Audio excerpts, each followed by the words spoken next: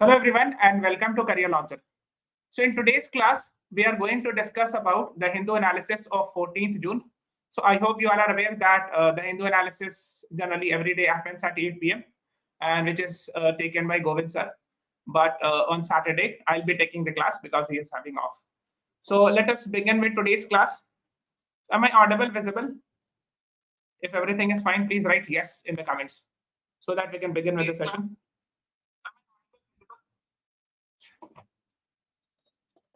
Is my voice reaching? आवाज आ रही है आप लोगों को? Okay, so today is 14th June. Yes, and we'll be discussing about 14th June. That is Saturday. अच्छा, जो first page पे article थी, and I hope you are aware of this unfortunate news of a plane crash that happened in Ahmedabad. I think 2 days back. So the black box has been recovered. Okay. So I have decided to schedule a class on Monday 3 p.m. So where I'll be discussing in detail about this, what we call it as the unfortunate accident. But still, thoda sa main yahan pe bhi discuss kara de raha hu. So basically, they are talking about the Aircraft Accident Investigation Bureau recovered the black box from the wreckage of the Air India flight AI 171 in Ahmedabad. I hope you all are aware. What happened was the flight was supposed to go from Ahmedabad to London. And just after it took off, or just after its takeoff, I mean, it unfortunately collided with actually a medical college building. And there are different reports coming in that perhaps engine failed. Some people said something else. Let's wait for the black box. I mean, let's wait for the investigation since the black box has been recovered. So now in detail, people will get to know what exactly was the reason. So it is said that almost around 241, 242 people were there, and miraculously, one person who was there inside the plane survived.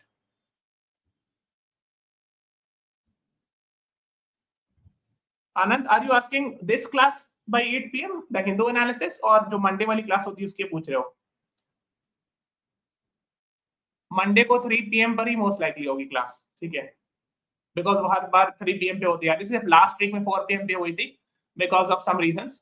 Otherwise 3 p.m. पे ही होगी वो, ठीक है? Okay. Yes. So there is no official data yet on the numbers of the people killed, etc. So PM Modi also visited the site. A civil aviation minister was also present there. Okay. So these are the things.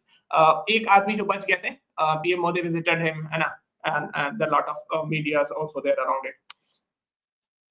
Then British High Commissioner to India, Lindy Cameron, met PM Modi in Ahmedabad.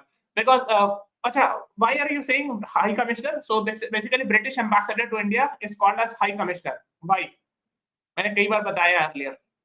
So British High Commissioner to India, he visited because there were almost, I think, 50, somewhere around 40, 59 or somewhere, British citizens were also there. Okay, because it was going to London. Yes, हाँ, तो Commonwealth countries होती, very good. So Commonwealth of Nations की जो country होती है, Commonwealth countries, nations. Okay. उनके जो ambassadors होते हैं, उनको high commissioners कहते हैं, right? And this is a previous year question of ALET also. So that is why I'm discussing it. Okay. Yes, very good. Priyanshi, go ahead. So so the High Commissioner, British High Commissioner, met Prime Minister and said the two countries were working together to establish the facts of the crash. The reason क्या है? What was the reason for the crash? So the Aircraft Accident Investigation Bureau has already launched a formal investigation into the incident, while Ahmedabad City Police have registered a case of accidental death. So officials of NIA were also there present to find out the reasons, etc. for that unfortunate incident. Okay, he said DNA profiling is underway. DNA profiling क्यों किया जाता है? देखो actually होता क्या है, हाँ, ना DNA profiling की बात हो रही है हॉस्पिटल्स में खास करके. देखो लेट मी एक्सप्लेन. देखो होता क्या है DNA profiling या DNA sampling. So when the accident happens, what is the main problem? It is difficult to identify the body. Why? First thing is the body is not in complete shape. The second thing is the body is burnt. एक तो जल जाती है body जब हादसा होता है तो, और उसके बाद है कि बॉडी मतलब समुच्चय नहीं होती ना, मतलब कुछ पोर्शन कटे बटे उस टाइप के होते हैं. So it's difficult to identify the body. अगर रिलेटिव को दे भी दिया जाए कि आप पहचानो तो भी शायद नहीं पहचान पाए. I mean that is the grim scenario. तो उसमें होता ये है कि DNA से मैच कराता है. कैसे DNA मैचिंग होती है? जैसे for example, I and my brother will have somewhere around 75% match DNA, right? You and your brother or sister will have the same because the same parents के जो बच्चे होते हैं उनका DNA काफी अलग 70-80% मैच करेगा. So this is how they will match. अच्छा, this is the body and this is the DNA. And उनके रिलेटिव आएंगे, मतलब ब्रदर है ना, कि brothers will come and they से, या मम्मी पापा आएंगे तो उनका भी 50% के आसपास डीएनए मैच करता है. So that will be matched. फिर पहचाना जाएगा कि अच्छा ये आपके घर का है, so take your body, something like that. ठीक है, उतना डिटेल में नहीं जानता because that's the job of the doctor, but रफली ऐसा ही कुछ होता है. That whenever there is a DNA sampling or profiling, it is done by comparing it with the relative, the near relative, especially brother and sister मिल जाए तो, ठीक है, because brother and sister share same parents. ठीक है, if there is no brother and sister, then they try for the parents like that. तो फिर उसको match कराया जाता है, and then it is found कि ये इनकी body इनके relative है, something like that, so that they will give the body to the respective relatives so that they can perform the funeral according to their religious practice. Okay, so that was that's called as DNA profiling and DNA sampling. And once there is a match, bodies will be handed over to relatives. ठीक है ना, एक बार match करा दिया जाएगा DNA को, फिर उनके रिश्तेदारों को उस हिसाब से दे दिया जाता है कि आप ले जाइए. Okay, now let's move on further. ऐसे मैं इस पर पूरा डिटेल क्लास लूंगा because I think this is important and there can be one question in the exam. Okay, तो मतलब जैसे न्यूज़ तो आपने बहुत कुछ सुनी होगी, राइट, इससे related I am sure, but we will discuss it from academic point of view. बहुत सारी ऐसी चीजें इससे रिलेटेड जो आपको पता होना चाहिए एग्जाम पॉइंट ऑफ व्यू से, because you must have heard a lot of things in the news, है ना.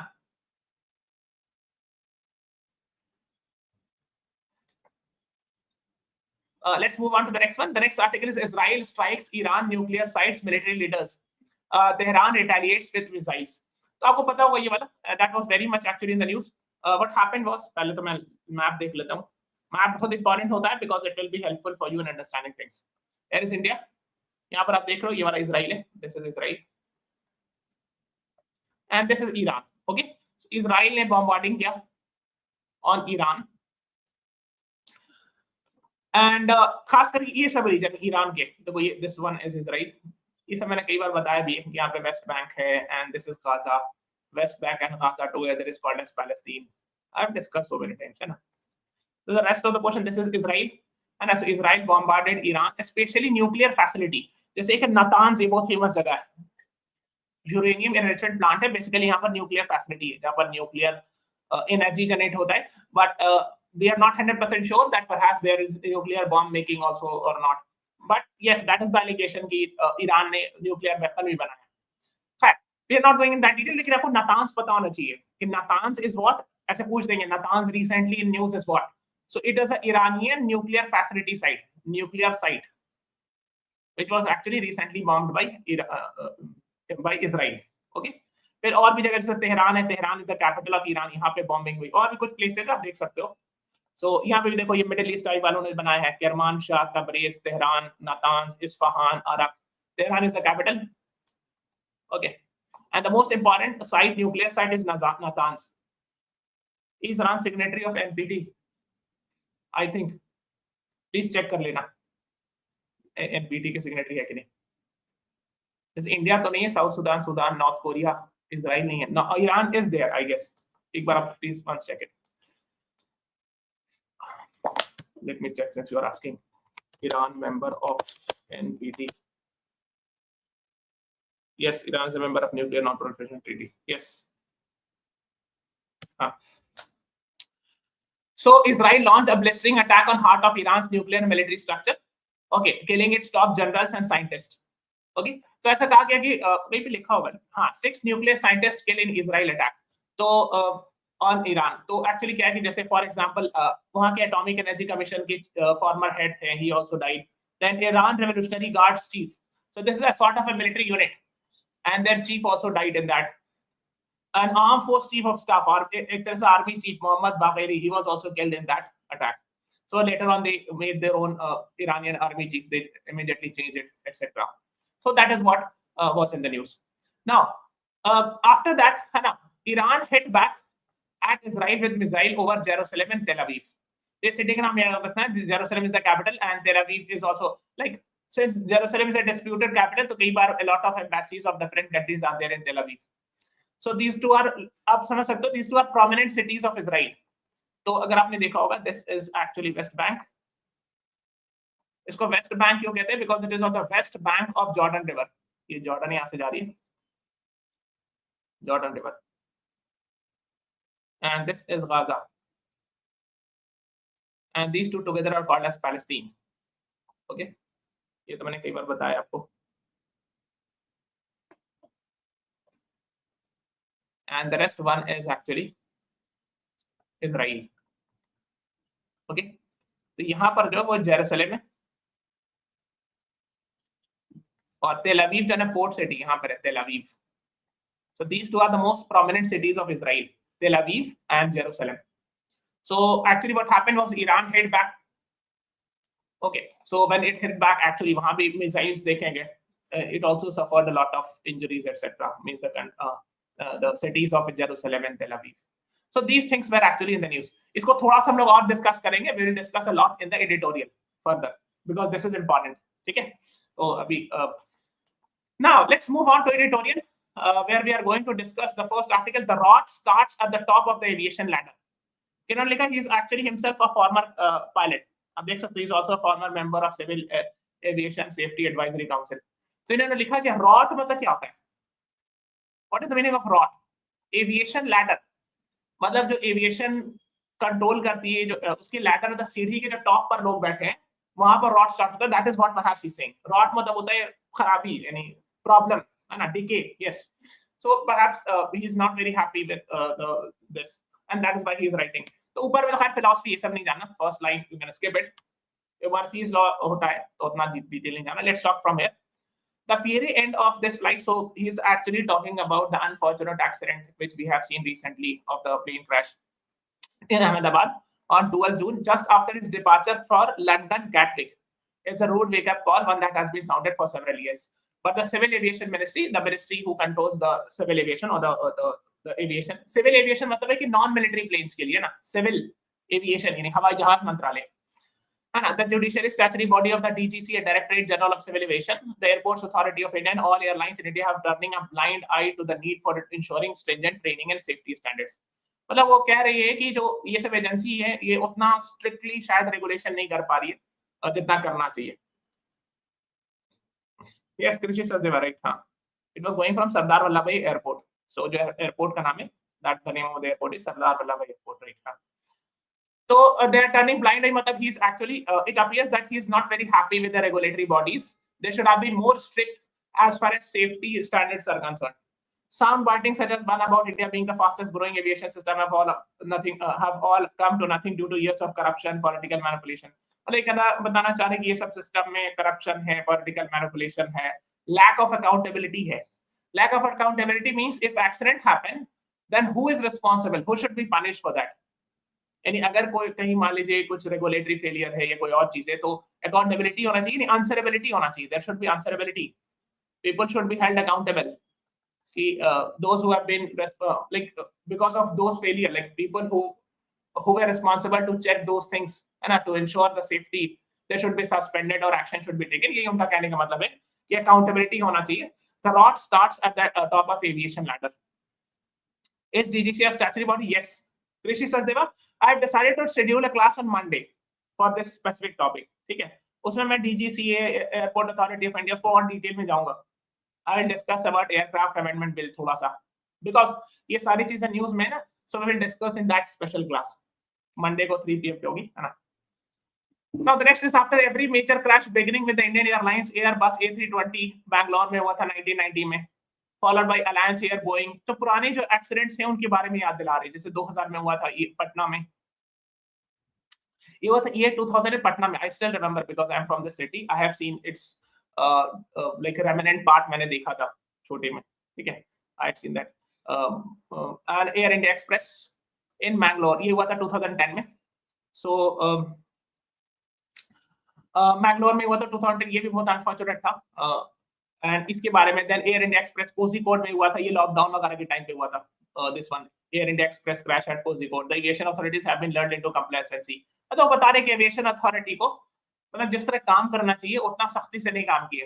दे are like they should have been more agile and in ensuring that this type of incident should not happen. There should be more stringent safety rules, norms, etc. ये बताना चाह रहे हैं. मतलब थोड़ा सा वो नाराज दिख रहे हैं ये सब एजेंसी से. He is not very happy with these agencies. The crash of the Air India Boeing 787 at Ahmedabad is another accident in the chain. तो ये बता रहे हैं कि ये सब एक्सीडेंट के बाद ये भी एक उसकी बात का फॉलो अप है. वही देखो मेन चीज हुई lack of accountability and inactions have cost lives of hundreds of passengers. यानी पनिशमेंट नहीं होती, the one like जहाँ पे रेगुलेटरी फेलियर थी वहां पर पनिशमेंट होना चाहिए etcetera. So these are the things. Then he's saying, take the case of Union Minister of Civil Aviation. After every crash, the first statement made is to defend the safety standards of airport even when there are blatant violations of ICAO. So जैसे वो बता रहे हैं, it is no exaggeration to say that accident investigation are full-fledged and chosen of who are. मतलब वही बता रहे हैं कि he is not very happy with civil aviation ministry and the regulatory bodies like TGCA. तो उसी को explain कर रहे हैं कि अकाउंटेबिलिटी होना चाहिए, जवाबदेही होना चाहिए, जो ऑफिशियल्स उनको सस्पेंड करना चाहिए या उन पर एक्शन होना चाहिए, है ना. We have had the DGCA showing statement that in clear violation of ICAO. हाँ, नेमिंग द पायलट्स. तो आईसीएओ को जो स्टैंडर्ड्स होता है उसमें जनरली ये होता है, इंटरनेशनल सिविल एविएशन ऑर्गेनाइजेशन का जो स्टैंडर्ड्स होता है कि अपना पायलट्स का नाम फौरन नहीं बताना चाहिए. We have had the DGCA issuing a statement that is in clear violation of ICAO standards, naming the pilots who were involved in the crash. No other country would mention the names of the crew even in the final report. जो final report आती है उसमें crew मतलब जो जैसे cabin को जैसे air hostess होते हैं ना, उन लोगों का भी नाम नहीं लिखा जाता है final report में. That is what he is saying. When a final report on a plane crash comes, there is no mention of the name of the pilot and the cabin crew. ये वो बताना चाह रहे हैं. We need professionals to head the DGCA and AAI and not bureaucrats. मतलब वही बताना मतलब ऑफिसर्स IAS IPS नहीं होना चाहिए बल्कि प्रोफेशनल्स जो कि एरोप्लेन में एक्सपर्ट हो. That should be there. That is what they are saying, है ना. India is one of the weakest judicial system as far as aviation safety is concerned. तो बोले कि जुडिशियली में भी मतलब उतना सख्ती नहीं दिखाया एविएशन के टुवर्ड्स. जैसे मैंगलुरु में क्रैश हुआ, is saying that a PIL was filed that lists irrefutable data and safety violations by the Ministry of Civil Aviation, the DGCA, Airport Authority of India and Air India. A bench of Supreme Court swept this aside by passing on the case to the MOC. मतलब कहने का मतलब है कि even judiciary ने भी उतना support नहीं किया. When the Mangaluru incident happened in 2010, so people filed PIL, but judiciary was also not very helpful in that. Why are names not to be released? ये मेरा guess है. मतलब ऐसा होता नहीं कि कभी-कभी this is my guess, ठीक है, आप थोड़ा सा देख लीजिएगा कि भाई Indian International Civil Aviation Organization says कि no name should be released. और ऐसा होता नहीं कि भाई पायलट है, किसी की मिस्टेक होगी तो अब सारा लोग नाम उसके ले रहे हैं हर जगह, किसी की वजह से हो गया, something like that. It might happen because before even a report comes, people start taking the name of the pilot and many times people say कि पायलट की मिस्टेक होगी. अभी फाइनल हाँ ब्लेम आ जाएगा, फिर अभी पूरे रिपोर्ट नहीं आए ना. वी आर नॉट श्योर कि पायलट की मिस्टेक थी कि नहीं. वी आर नॉट श्योर कि whose mistake was there, है ना. तो फॉरेन लोग मतलब मीडिया ट्रायल भी हो जाता है, लोग जंप कर जाते हैं कंक्लूजन पर because we are actually living in a social media world. तो अभी even before reports comes, people start conjecturing क्या पायलट की गलती होगी, मशीन की गलती होगी, बोइंग की गलती होगी, मशीन ये गलती होगा, वो गलती होगा. So like people jump, everyone starts becoming expert, है ना. ठीक है, तो इसीलिए एटलीस्ट इनिशियली नहीं बताना, बाद में तो नाम आ जाएगा, but that is the idea I guess, है ना. सो ये बता रहे हैं कि even in the Kozhikode accident which happened during lockdown also, but things carry on without accountability. वो ये बता रहे हैं कि अकाउंटेबिलिटी नहीं तय होती है. फिर plane accident happens, who was responsible for the safety of that plane, whether any suspension happened, where anyone has been suspended or action has been taken against that person or not. नहीं, black box destroy नहीं होता है, black box मिल गया है. ऋषि Sachdeva will discuss Monday की class में. मैं detail में बताऊंगा थोड़ा सा कि ब्लैक बॉक्स होता क्या है, दो बॉक्स से मिलकर बना होता है, किस कलर का होता है, क्या उसमें होता है. Will discuss. It has been recovered, ठीक है, इस केस में भी रिकवर कर दिया. तो loss of over 300 lives in Ahmedabad. Over 300 life क्यों लिख रहे हैं? बिकॉज़ जैसे 242 के आसपास रफली लोग थे प्लेन में, बट नीचे जिस मेडिकल बिल्डिंग में गिरा वहां भी कुछ लोग मरे हैं. They were like doctors were there and other staffs were there. So people had died and some are actually injured also. तो ये बता रहे कि इवन पाकिस्तान में भी हुआ था, तो पाकिस्तान के सुप्रीम कोर्ट है came down heavily on aviation regulator in their country. तो ये सब बता रहे हैं. तो मतलब वो कहने ये चाह रहे हैं कि यहाँ थोड़ा सा सख्ती की जानी चाहिए. That is what he means to say, that accountability should be there and there should be more stringent norms, है ना, when it comes to safety of aeroplanes. ठीक है. सो वीडियो रिकॉर्डिंग्स और इमेजेस तो बहुत सारे लोगों ने सोशल मीडिया पे आपने देखा होगा, बहुत सारा ना. टेक ऑफ कैप्चर्ड मोमेंट भी आया था कि टेक ऑफ कर रही है लेकिन ठीक से शायद नहीं की. उसमें व्हील्स जो है लैंडिंग गियर था लास्ट तक, है ना. So all modern Boeing aircraft, which includes Boeing 787, have takeoff configuration warning and no pilot would attempt to take off if conditions are not met. तो ये सब बता रहे कि चेकिंग होगा, ये सब चेक किया जाएगा कि फ्लैप्स नहीं ठीक से प्रॉपर ओपन था, हैंडिंग गियर के लैंडिंग गियर ही बता रहे थे, कहीं भी लिखा भी होगा उन्होंने, है ना। तो एक जो यशस्वी देसाई, अब जो पूछे हो ना what is the meaning of black box, what is the use, I have scheduled a class on Monday at 6 p.m. where I have 3 p.m. where I'll discuss this in detail. ठीक है, Mehan Thakkar, welcome to this new YouTube class or new channel. Please subscribe to it and we'll be having a lot of session. तो आप देखते जाना, है ना, ये सब चीजें। तो इसमें बहुत सारी चीजें बता रहे थे। एक जो बड़ी समस्या थी वो ये बता रही थी कि जो लैंडिंग गियर है ना, इसको कहते हैं लैंडिंग गियर, जिसको हम लोग देसी भाषा में कहेंगे चक्का, व्हील। हम लोग इसी बोलते हैं कि व्हील का अंदर नहीं गया था, बिकॉज आइडियली व्हील अंदर चले जाना चाहिए, ठीक है। उसका रीजन होता है ताकि उसको स्मूथली मूव कर सके। तो जैसे टेक ऑफ होता है after 50 feet it should go, the landing gear should go inside. लेकिन लास्ट तक लैंडिंग गियर नहीं गया था, जब वो नीचे जाने लग रही थी तो भी लैंडिंग गियर जो था, ये जो चक्का था वो बाहर ही निकला हुआ था, which is actually not good, है ना। आइडियली जैसे ही प्लेन ने टेक ऑफ किया 50 फीट आते ही अंदर चले जाना चाहिए चक्का, ठीक है। सो ये भी उन्होंने लिखा है, ठीक है। फिर और भी बहुत सारी बात हुई है, जैसे है ना, so that is what he is talking about. तो वही सीसीटीवी फुटेज की बात कर रहे हैं, है ना। तो साउथ वेस्ट मानसून की बात करें, initial take off going by the 40% during television allowed has been reported 36 after lift off, है ना। तो ये बता रहे कि शायद बर्ड हिट भी हो सकता है, मतलब अपना लोग अंदाजा लगा रहे हैं क्या क्या हो सकता है। अभी तो रिपोर्ट आएगी then only will get to know. तो वो बता ये रहे, देखो एक चीज वो बता रहे हैं, वो काम किए, जैसे एयरपोर्ट की रनवे है, दिस इज द रनवे जिस पर प्लेन को दौड़ना है, इसके आसपास जो है ना ग्रासेस जो है छोटी होनी चाहिए, grasses should be cut, why, वही बता रहे हैं ग्रासेस ले कट होने चाहिए। बड़े बड़े ग्रासेस है तो इंसेक्ट्स होगा, अगर इंसेक्ट्स ज्यादा होगा तो बर्ड्स ज्यादा फ्लाई करेगी, because they will catch on insects, okay. तो जब बर्ड ज्यादा फ्लाई करेगी इधर से उधर तो मशीन में इंजन में टकराने का डर है, it will hit the engine and there are chances of engine failure, इसीलिए ग्रास शुड बी कट, ये वो लिखना चाह रहे हैं कि जो टेक ऑफ जहां से होता है उसके आसपास बड़े बड़े घास नहीं होने चाहिए, या बड़ा बड़ा पेड़ नहीं होना चाहिए बहुत ज्यादा बड़ा, ठीक है। That is what it means, है ना। It is caused by the birds flying close to the runway in search of worms and insects may get stuck into it. Okay, so that is one thing. तो कोई ये जो इसे data जो record है, जिसको इन दोनों को मिला के ब्लैक बॉक्स कहते हैं, है ना। So it will give us clear picture. फिर तो एक पुरानी एक और इंसिडेंट बता रहे हैं, वो कॉन्कॉर्ड, आपने नाम सुना होगा, वर्ल्ड्स फास्टेस्ट फ्लाइट हुआ करती थी Concorde. It used to go from Europe to mostly from France to like America etcetera, ठीक है। इसका बहुत फेमस है, ईयर 2000 में Charles de Gaulle airport Paris में इसका एक्सीडेंट हुआ था, and it was also a very unfortunate incident. ये बहुत फेमस होता है, मेटालिक स्टिक गिर गया। देखो इसमें क्या हुआ था, ये आपने सुना होगा कॉन्कॉर्ड, ये बहुत कॉस्टली फ्लाइट होती थी, कॉन्कॉर्ड का आपने नाम सुना होगा। Now it has been, now it's no more, इसको यूज नहीं किया जाता। अगर आप देखोगे तो देखने से लग रहा है ना कि जेट है, like it's like a military jet, but it is actually civilian aircraft था, और बहुत फास्ट चलता था ये, much faster than the conventional aircraft. इसमें हुआ क्या था, इसका एक्सीडेंट में हुआ ये था, तो ये 2000 की बात है, ईयर 2000।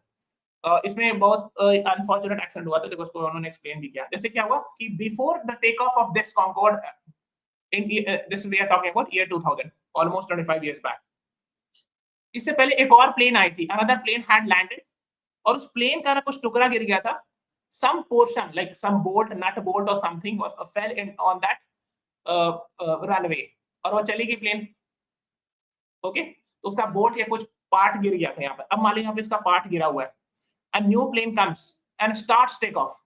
जब यहाँ प्लेन रनवे पे चलती है, it's having very fast speed, I think runway पे 300 से 400 किलोमीटर पर आवर तो आराम से टच कर जाती होगी। क्यों? बिकॉज उसको ना फुल स्पीड चाहिए था, ना टेक ऑफ करेगी, it needs full speed to take off. अब हुआ क्या कि जैसे इसने टेक ऑफ किया ना, when it was on the like runway, उसके टायर बर्स्ट हो गया, आग लग गई, लाइक दिस। तो आप देख रहे हो image, this is a true image, if you see the image. अभी टेक ऑफ कर ही रही थी कि नीचे में जो कि नट बोल्ट गिरा हुआ था, there was a nut bolt और something of the previous aeroplane on that runway which hit its wheel and it caught fire. अब क्या हुआ कि उतना देर चूंकि अब स्पीड में होती है तो ब्रेक तो लगा नहीं सकते, ऐसा नहीं होता है ना, once you are in full speed. ATC ने फौरन देख भी गया, ऐसा कहा जाता है कि एटीसी वालों ने देख लिया था कि आग लग रही है, उन्होंने फोन भी किया, मतलब इन्फॉर्म किया इमीडिएटली पायलट को, but that was too late, और उसने फुल स्पीड पकड़ ली और फुल स्पीड पकड़ी से गई और जाके धड़ाम से सामने गिर गई। Like recently we have seen Ahmedabad में क्या हुआ कि टेक ऑफ हुआ, जस्ट आगे जाके गिर गई। Something similar happened, it took off, मतलब मान लो कि इसने टेक ऑफ लिया और जाके आगे जाके धड़ाम से गिर गया बिल्डिंग में, वही सामने किसी घर में। सो समथिंग सिमिलर हैपेंड, ये भी बहुत अनफॉर्चुनेट था, इसमें भी बहुत ये हुआ था, बिकॉज कॉन्कॉर्ड का ना बहुत रिस्पेक्ट था उस जमाने में। Concorde was one of the fastest most prestigious, इसमें रिच लोग, एकदम rich people used to travel because this was not affordable to all people. इसका जो ये टिकट होता था बहुत ज्यादा महंगा होता था, तो वो अमीर ही लोग ट्रैवल कर सकते थे, तो इसलिए ऑफ कोर्स वो काफी बड़ा हंगामा हुआ था उस टाइम पर। तो वही वो बता रहे हैं, that is what he the author is talking about this, है ना। Charles de gall aircraft carrier भी है, राइट। कृषि सचदेव, अभी रिसेंटली वरुणा एक्सरसाइज हुई थी between India and France, very good. उसमें एक एयरक्राफ्ट कैरियर है फ्रांस का, उसका भी नाम चार्ल्स डी गॉल है, ठीक है। और इस एयरपोर्ट का भी नाम चार्ल्स डी गॉल एयरपोर्ट है पेरिस में, because it's a very famous figure. Find out Charles de gall कौन थे फ्रांस की हिस्ट्री में। जैसे होता नहीं है, हम लोग बहुत सारे नाम रखते हैं, जैसे सरदार वल्लभ भाई पटेल, तो उनके नाम पर एयरपोर्ट भी है ना, उनके नाम पर और भी चीज हो सकती है, right, something similar to that. So Charles de Gaulle is a very famous figure in France, so इसलिए we are having an aircraft carrier of France also which recently did Varuna air force exercise, और Charles de Gaulle airport का भी नाम है, ठीक है। तो इसी की बात कर रहे हैं, तो यही वो बता रहे थे कि उसमें सारे लोगों की डेथ हो गई थी। Okay, so these are the things being talked about. हाँ, फिर वही लैंडिंग गियर की बात कर रहे हैं, वही लैंडिंग गियर यानी चक्का जो है इसका ऊपर क्यों नहीं गया था। Ideally the moment you take off after 50 feet it should go inside so that it will get a aerodynamic, तो ऐसा होना चाहिए, एरोडायनेमिक होना चाहिए, तब ना हवा काटेगा। अब यहाँ से चक्का निकला हुआ है तो हवा रोकते जाएगा ना स्पीड में, है ना। the wheel should go inside it so that the friction should not be there, है ना, और स्मूथ एरोडायनेमिक होना चाहिए ताकि प्लेन तेजी से ऊपर उठे। लेकिन इसका चक्का जो है लास्ट तक नीचे ही रह गया था। I mean the landing gear was not inside. अब क्या था, टेक्निकल फॉल्ट था, क्या था, God knows better, and after the inquiry we will get to know. That is what is being talked about, है ना। तो ये बता रहे कि इससे ड्रैग होता है, इसीलिए इमीडिएटली टेक ऑफ के बाद व्हील्स अंदर जाने चाहिए। Okay, that is what he is talking about, है ना। फिर अपना बता रहे हैं कि global aviation bodies such as National Transportation Safety Board from UN and Air Accident Investigation from UK now part of the crash investigation of US. तो ये लोग भी आए हैं, लोग चेकेंगे, चेक करेंगे। तो let's wait for the final judgement, है ना। हम लोग जजमेंट में नहीं कूद जाए कि what was the main reason. I do not know, I am sitting in my house just listening to 2-3 opinions and I will give the judgment कि ये हुआ वो हुआ। It's better to avoid, है ना। फिर एक एडिटोरियल, देखो ये नेमलेस ऑथर का जो होता है ये एडिटोरियल होता है ना। It represents the opinion of the Hindu editors. Again वही सेम बात हो रही है, ड्रीमलाइनर 787 जो उस प्लेन का नाम था, which is manufactured by Boeing. Dreamliner 787, this is manufactured by Boeing, है ना। हाँ, media trial, yes, we should avoid that. Foreign judgement में नहीं कूद जाना चाहिए। So the first hull loss, तो ये सब बता रहे हैं कि ट्विन इंजन, जनरली 2 इंजन होता है। 2 इंजन इसीलिए होता है कि अगर एक फेल करते हैं एक से काम चल जाता है, सो इट वर्क्स। मान लो कि अगर एक में मान लीजिए बर्ड चला गया, so the second one can sustain the entire plane और घूम के फिर आके लैंड करा सकती है, ठीक है। सो बट लेट अस सी, है ना। तो बता रहे कि शायद क्या दोनों इंजन फेल हुआ था, क्या हुआ था, लेट अस सी, है ना। तो जा रहे थे अहमदाबाद की सरदार वल्लभ भाई पटेल एयरपोर्ट से London Gatwick airport, that is what it was, है ना। एंड बारोमेट्रिक एल्टीट्यूड 625 फीट के आसपास ही गई थी, है ना। मैक्सिमम हाइट उसकी थी। ओके, तो ये 11 इयर्स ओल्ड थी, बहुत ज्यादा पुरानी नहीं थी, ठीक है। 11 years is not very old, ठीक है। तो 15 20 25 इयर्स लाइफ होती है, ऐसा कुछ नहीं है कि बहुत पुरानी कहलाएगी। ओके, इनका इंजन ये बनाती है जनरल इलेक्ट्रिक करके कंपनी, उसका प्लेन का इंजन बनाती है, और बोइंग जो एरोप्लेन बनाती, ठीक है, जिसकी प्लेन थी, ठीक है। तो experts are suggested reason such as load planning, ambient air temperature, engine performance, wing settle, तो ये सब डिफरेंट रीजन लोग दे रहे हैं कि शायद बर्ड हिट हुआ होगा, शायद पायलट की मिस्टेक हुई होगी, शायद कुछ मतलब कुछ हो गया होगा इंजन में, दोनों इंजन एक साथ फेल कर गया होगा मे बी, और something like that. So let us wait for that, है ना।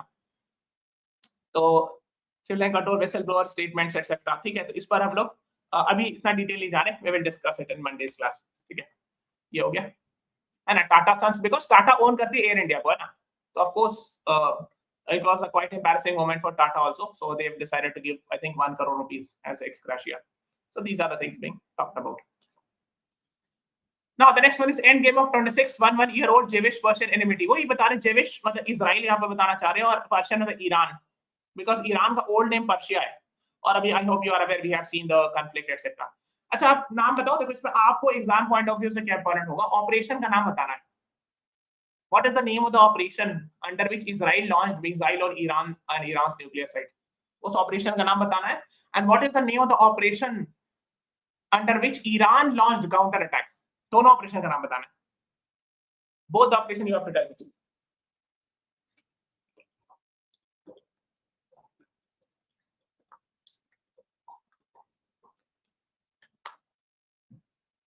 ऑपरेशन राइजिंग लायन और वापसी उधर का, and Operation Rising Lion of Iran Israel, और इसका Operation True Promise 3। Operation truth, अच्छा ठीक है, आप you are very near, but answer is Operation True Promise 3 because 1 और 2 भी पास में हो चुका है। प्लीज रिमेंबर इट, यही सब एग्जाम में पूछते हैं। ओके, बिकॉज जनरली लोग से मिस कर जाते हैं, लोग कहते हैं हाँ ईरान ने अटैक किया, इजराइल ने अटैक किया, ये पढ़ रहे हैं, बट वो एग्जाम जो होता है ना, एग्जाम में क्वेश्चन मेकर जो होता है ऐसे उठाते हैं। ओके, ऑपरेशन ट्रू प्रॉमिस 3, वो 4 ऑप्शन दे देंगे, they will give Operation Ganga, Operation True Promise 3, Operation Iron Shield, ऐसे करके। So you have to be very careful, these are very important things. इस तरह पे बहुत क्वेश्चन आया है ऑपरेशन के नाम पर। ठीक है, तो ये बता रहे he's talking about it, is a former ambassador and he's talking about loathing लिखा है यहाँ पे स्टार्टिंग में। loathing मतलब होता है कि strong hatred या intense dislike against each other। तो Israel prime minister and Israel supreme leader Ayatollah Ali Khamenei, तो ये बता रहे। सो दीस आर थिंग्स। इसमें अभी पास्ट में जा रही है, ये सब आपको नहीं जानना हिस्ट्री कि 586 बीसी में क्या हुआ था, कि कॉन्फ्लिक्ट था जूडाइस किंग और पर्शियन किंग, तो ये थोड़ी एग्जाम में पूछा जाएगा, ये एंशिएंट हिस्ट्री थोड़ी पूछा जाएगा, ये आप छोड़ दो। ठीक है, so these are the things being talked about. So I mean, of course, when Israel attacked, so the army chief and Israel Revolutionary Guard के जो chairman थे, he died actually. Even some of the nuclear scientists also died. Then he's talking about 7th October attack by Hamas. So these are the things. उसके बाद क्या हुआ कि we have seen ouster of pro-Iran al-Assad regime. Bashar al-Assad was overthrown in Syria. I hope you are aware. Last year December. And now a new person, Ahmad al-Shara, his earlier name was Abu Muhammad al-Julani. He became the de facto president of Syria. I hope you are aware. ये तो आपको पता होगा, नहीं पता है तो पता होना चाहिए।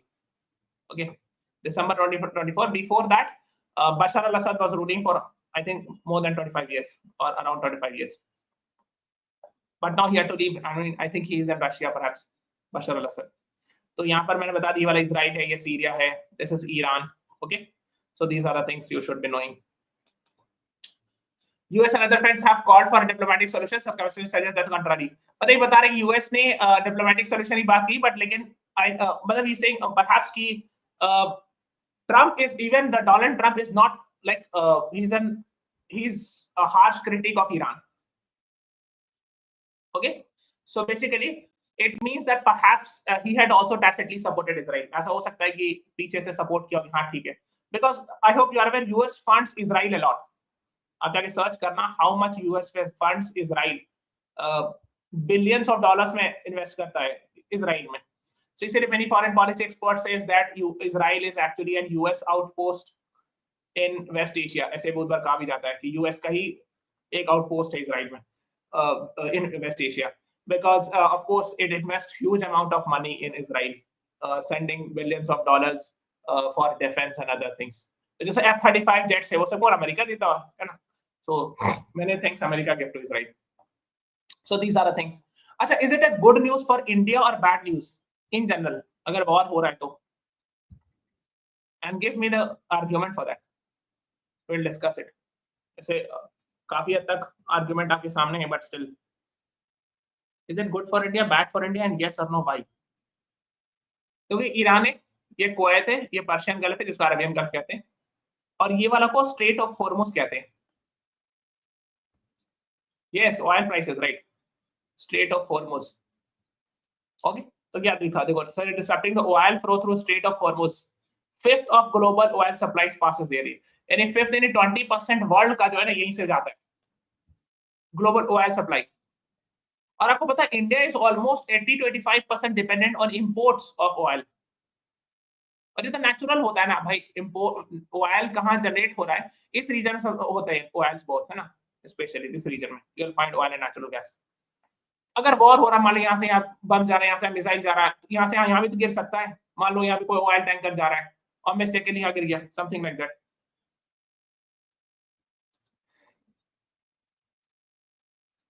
यस, कृषि सचदेवा, एक्चुअली इंडिया का दोनों जगह इंटरेस्ट है, ईरान में भी और इसराइल में भी। Yes, very good Krishi Sachdeva, you have answered it very perfectly. Because Israel से India has got a lot of benefit like military defence term में, जैसे heron drones which were recently used in Operation Sindoor and many other things.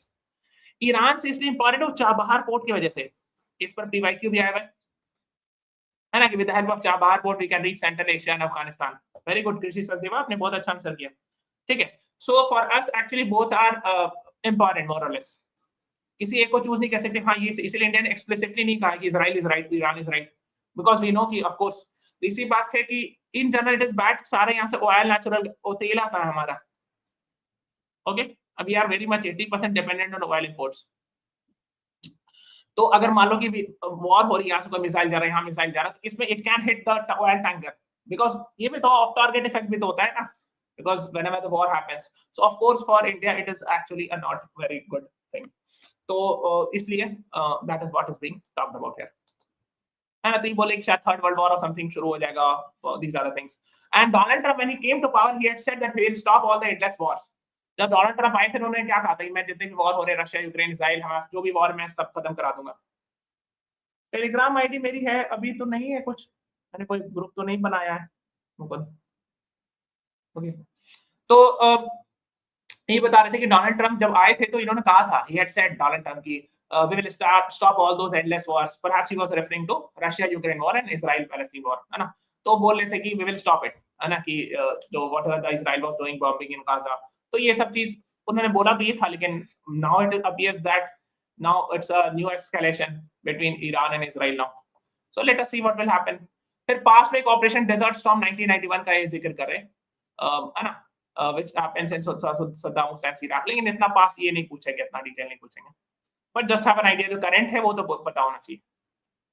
फिर एक editorial आया था the Hindu में, रोग nation, तो ये इजराइल को रोग नेशन बता रहे अकॉर्डिंग टू द ऑथर, ये द हिंदू के एडिटर्स ने लिखा है, because they have suddenly started a war और ईरान न्यूक्लियर फैसिलिटी है, तो मैंने बता दिया ना कि इजराइल से न्यूक्लियर फैसिलिटी, स्पेशली नातांज, ये बहुत फेमस जगह है, that is what is being talked about.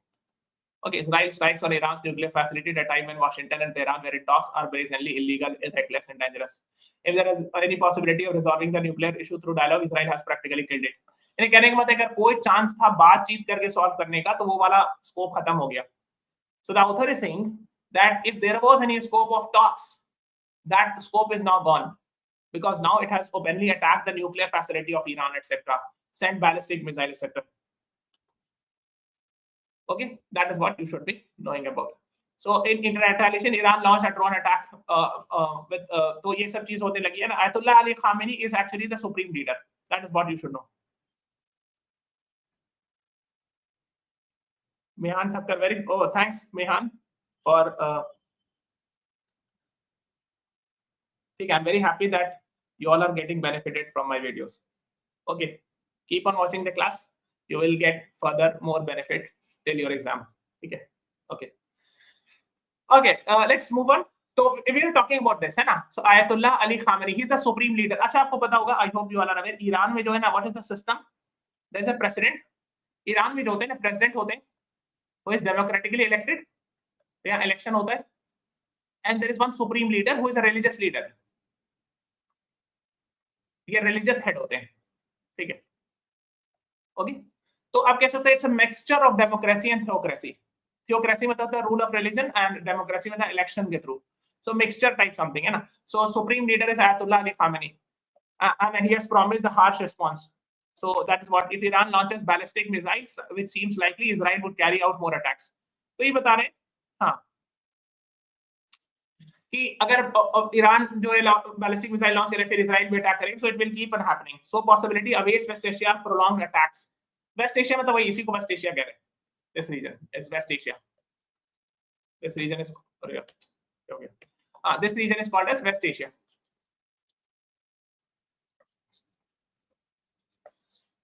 नहीं कृषि Sachdeva, he is a different person. अच्छा, आप got confused. आप ये समझ रहे हो कि Ayatollah Khamenei is the one who brought 1979 revolution. No, you are not correct. ये आयतुल्लाह खामेनी है. The one who brought 1979 Iranian revolution was Ayatollah Khomeini. Khomeini and he is not dead. ये वो पहले की बात है, ठीक है. इनका नाम है ayatollah Khamenei. Okay, so don't need to get confused. Names are very close, similar, तो इसलिए आप शायद confuse करोगे, ठीक है. खैर, मतलब इनके एक तरह से प्रेडेसेसर कह सकते हो. तो हाँ, his predecessor was Ayatollah Khomeini, who brought 1979 revolution. ठीक है. हाँ, legitimate concern, enrichment to 60% purity. अब देखो ये क्या है कि मैंने आपको बताया ना कहाँ चला गया. हाँ, ये शायद आपको पता होगा, जैसे नातांज में न्यूक्लियर फैसिलिटी है. अगर आप 5, 10, 15% तक न्यूक्लियर एनरिचमेंट कर रहे हो, if you're doing nuclear enrichment up to 5, 10, 15%, this is for nuclear energy purpose. आप electricity generate कर रहे हो. But if you are doing 90%, it is for nuclear bomb making. Nuclear enrichment कहते हैं, technical term, scientific term, nuclear enrichment. तो यहाँ भी कहा जा रहा है कि ईरान ने शायद 60% तक न्यूक्लियर एनरिचमेंट कर दिया था, तो इन लोगों को they were not happy कि why you are doing up to 60% enrichment and all. अच्छा, ईरान तो एनपीटी का मेंबर है, बट देखो एनपीटी के मेंबर्स कौन कौन नहीं है. तो Iran is a member, India, Pakistan, Israel, they are not member. In fact Sudan वगैरह भी एक और कंट्री जो कि दो are not member of NPT. And Israel clearly never says कि whether I have nuclear bomb or not. Okay, so similar is the case with Iran. तो वो there's a conflict which happens there, the Israelis and USA की you are making nuclear bombs etc. तो वो अलग topic है, we are not going in that detail right now, but that is what you should know. Iran member है, but India, Pakistan, Israel and I think Sudan और एक और country शायद South Sudan, they are not members of nuclear prohibition treaty. खैर, while the IAEA says Iran has enough highly enriched uranium to make bombs, there is no conclusive evidence to suggest. International atomic energy agency ने कहा है कि Iran जो has enough highly enriched uranium two make bombs. यानी IAEA ने ये कहा है कि शायद ईरान ने इतना न्यूक्लियर एनरिचमेंट कर दिया कि वो बॉम्ब, न्यूक्लियर बॉम्ब बना सकता है, but there is no conclusive evidence to suggest that Iran has moved in this direction. लेकिन पूरी तरह क्लियर कट एविडेंस नहीं है, जैसे इस आर्टिकल में लिख रहे हैं कि क्लियर कट एविडेंस नहीं है कि ईरान ने पक्का बना ही दिया है. Tehran once again has agreed to scuttle its nuclear program in return for the lifting of sanction 2015. इस पर मैंने पूरा वीडियो बनाया है, ठीक है. तो आपको करना क्या है, आपको टाइप करना है यूएस ईरान एंड डील, ऐसे टाइप करो, and deal career launcher law interest, ऐसे सर्च करना. You will get a video thumbnail में यूएस और president and ayatollah Ali Khamenei का फोटो बना हुआ है, ठीक है. वहां पे मैंने आईएईए वही पेरिस 2015 डील है, इसको कहते हैं joint comprehensive plan of action, JCPOA. I have watched made a detail video on this. वो डिटेल जरूर देख लीजिएगा. US Iran nuclear deal career launcher law intense, ऐसे सर्च कीजिएगा YouTube पे, यू विल गेट दैट, ठीक है. उसके बाद वही बता रहे हैं, तो ये सब बात बता रहे हैं कि मतलब ईरान हैज गॉट सेंट, तो ये मैंने पूरा बता दिया ऑलरेडी उसमें, ठीक है, डिटेल में. Israel has behaved like a rogue nation since 7th October attack. तो बता ये रहे हैं कि हमास को जो 7th अक्टूबर अटैक हुआ था उसके बाद इसराइल ने roguely behave किया है. It has killed almost 54,000 common man, civilians in Gaza, etc. That is what is being talked about. It has repeatedly bombed Lebanon despite a ceasefire with Hezbollah. Actually क्या हुआ था कुछ दिन पहले, Israel और Hezbollah, यहाँ पे there is a group Hezbollah which is supported by Iran of course. So there were conflicts that were happening between Israel and Hezbollah in Lebanon. But ceasefire हो गया था उसके बाद. The ceasefire happened, but according to the author here, the author is saying that still Israel is bombing Hezbollah. मतलब ceasefire होने के बाद भी इसराइल जो हिजबुल्लाह में बॉम्ब कर रहे हैं. That is what the author says. And it has carved up territories in Syria after collapse of Assad regime. तो जब Bashar al-Assad actually lost the power in December 2024, Israel has perhaps captured some region in Syria also. तो ये लिख रहे हैं carved out, लिखा ना, carved up some more territories. That is what they are saying.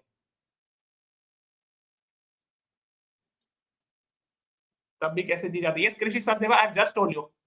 Just go and search on the Google the US aid to Israel, defense aid to Israel per year. It is in billions of dollars. So Israel wins because it gets support from USA. That is the main reason. ठीक है, because it's a very small country. So जितने F-35 and all the jets also, आप search करना the per year US military defense aid to Israel. It's in billions of dollars. ठीक है. So that is one reason. But and now by attacking Iran, Tel Aviv has pushed West Asia into a deeper security abyss. So ये सब बात हो रही है. These are the things being talked about here. Okay. Now, page number 12, PM Modi talks to Israel. PM calls for early restoration of peace. Yes, because for us, peace is very important. Otherwise, oil prices will increase and it will harm us. So, India abstains from UNGA resolution on Gaza ceasefire. तो मैंने आपको बताया था कि इस class में मैंने बताया there are 6 principal organ. One is UN General Assembly, where all the members, 193 members can come and participate in voting. तो इसमें ही बताया कि इंडिया ने abstain किया. Abstain मतलब neither say yes nor no. बीच वाला रास्ता उसको abstain कहते हैं. Because last time क्या हुआ था, India had voted in favor of UN General Assembly resolution for ceasefire in December last year. पिछले साल दिसंबर में इंडिया ने सपोर्ट किया था ceasefire resolution को, लेकिन इस बार abstain कर गए. Abstain मतलब neither support nor oppose. That is what you should be doing. और ये भी एक था, I hope you are aware, Axiom 4 mission the NASA is sending, where there will be 4 astronauts will be sent. One will be Subhanshu Shukla from India, है ना. But कुछ technical कारण 11 जून को भी इशू था. There was some liquid oxygen leak. फिर 13 जून को भी था. Now of course again it has been postponed. फिर मैं आज देख रहा था कि I think it will be launch now on 19 June. ऐसा कुछ आ रहा था कि 19 जून को फिर से लॉन्च किया जाएगा. That was in the news. Okay, Shubhanshu शुक्ला's Axiom mission to ISS international space station. ISS मतलब international space station postponed once again. और मैंने इंटरनेशनल स्पेस स्टेशन के बारे में कई बार डिस्कशन किया है ना, इंटरनेशनल स्पेस स्टेशन के बारे में. And Subhanshu Shukla is important because once he will come back from this mission, he will be going for Gaganyaan mission, which will be first manned mission of India. ठीक है, यानी जब ये वापस आएंगे, जो नासा का मिशन है, इससे वापस आएंगे एक्सियम 4 से.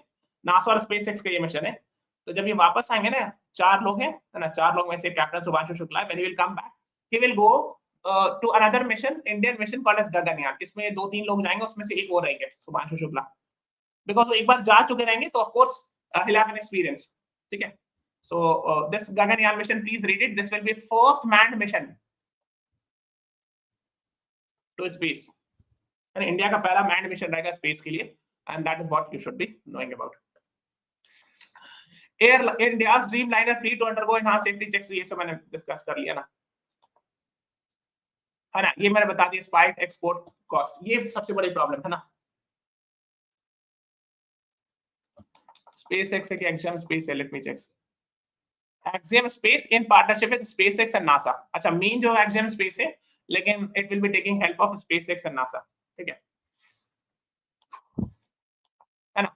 और ये मैंने आपको बता दिया कि स्पाइक एक्सपोर्ट कॉस्ट हो सकता है अगर बढ़ जाए और इंडिया को जो है ऑयल सप्लाई पर इंपैक्ट हो एक्सेट्रा. मैंने बताया कि ऑलमोस्ट 80% ऑफ ऑयल रिक्वायरमेंट जो इंडिया का इंपोर्ट से होता है, और यहाँ से गल्फ ऑफ हॉर्मुज से बहुत सारे पेट्रोल ऑयल टैंकर्स आते हैं. अगर यहाँ पर वॉर इस रीजन में शुरू हो गया तो of course it will B costly for us. मतलब इसमें क्या होगा कि ऑयल इंपोर्ट्स प्राइसेस बढ़ जाएगा, तो of course government will have to pay more. Import bill हमारा इंक्रीज हो जाएगा. So of course long term में it is not good, okay, for us if there is war in West Asia. Okay, है ना. Global oil supply होता है straight of Hormuz से 20% almost, है ना. It is pose significant risk to India in terms of circulated supplies of oil. 40-50% increase in export cost. 40-50% तक भी बढ़ सकता है. ठीक है. So बहुत सारी problems है, मतलब तो percentage में तो नहीं बता सकते exactly, but yes, it will impact us if the war will continue further. That is what is being talked about. तो ये सब जगह यहाँ पर अटैक किया गया. ताबरेज, पिरानशाह, करमानशाह, नातांज सबसे इंपॉर्टेंट जगह. मेन यूरेनियम एनरिचमेंट फैसिलिटी ये नातांज, ये पूछ सकते हैं कहीं एग्जाम में. नातांज के बारे में पढ़िएगा. So this is all about today's class. Please subscribe to the channel, press the like button, share this video. Thank you everyone. Thanks for watching. Have a nice day.